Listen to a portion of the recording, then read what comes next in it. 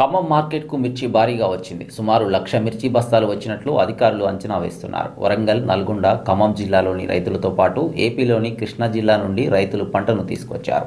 అయితే భారీగా మిర్చి రావడంతో ధర అమాంతం తగ్గింది. దీంతో రైతులు ఆవేదన వ్యక్తం చేస్తున్నారు. ఆరుగాలం కష్టించి పండించిన పంటకు గిట్టుబాటు ధర రావటం లేదంటున్నారు. ఈ సీజన్లో పెద్ద ఎత్తున మార్కెట్కు పంట రావటం ఇదే తొలిసారని మార్కెట్ కమిటీ చైర్మన్ హనుమంతరావు చెబుతున్నారు.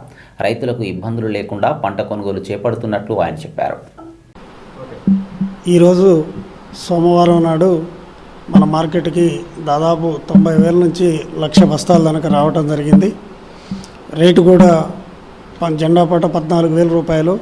అదేవిధంగా మనకి డ్రై ఉన్నటువంటి క్వాలిటీ ఉన్నటువంటి మిర్చి తేజ రకం ఈరోజు 13,500, 600, 700 వరకు రేటు అవుతూ ఉన్నాయి.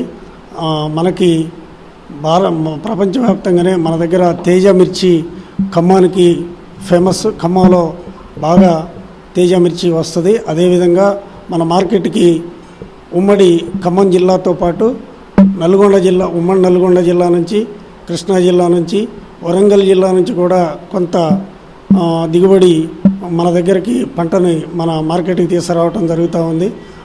మరియు మన దగ్గరికి తీసుకురావడానికి కారణం ఏంటంటే మన దగ్గర పేమెంట్లు కానీ అన్నీ సక్రమంగా ఉంటాయి. అదేవిధంగా వరంగల్ మన గుంటూరు మార్కెట్ కంటే కూడా మన 400-500 రూపాయలు ఎక్కువనే ధర కూడా పలుకుతూ ఉంది. ఆ విధంగా ఈ సౌకర్యాలు ఉండటం వల్ల మనం ఖమ్మం మార్కెట్కి మిర్చి ఈరోజు అధికంగా రావటం జరిగింది. దాదాపు 90,000 నుంచి 1,00,000 బస్తాలు రీచ్ అయింది. అయినా గతంలో 50,000-60,000 బస్తాలు దాటితేనే రోడ్ల మీద బయట నిల్వలు ఉండేటువంటి పరిస్థితి ఉండేది.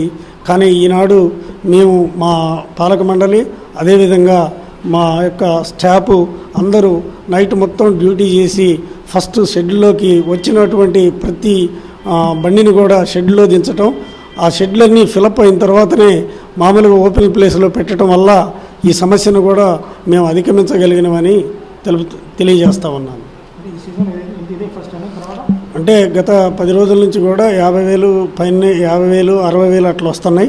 ఈరోజు మాత్రం దాదాపు 1,00,000 బస్తాలు ఉంటాయి అనేది మా యొక్క అంచనా.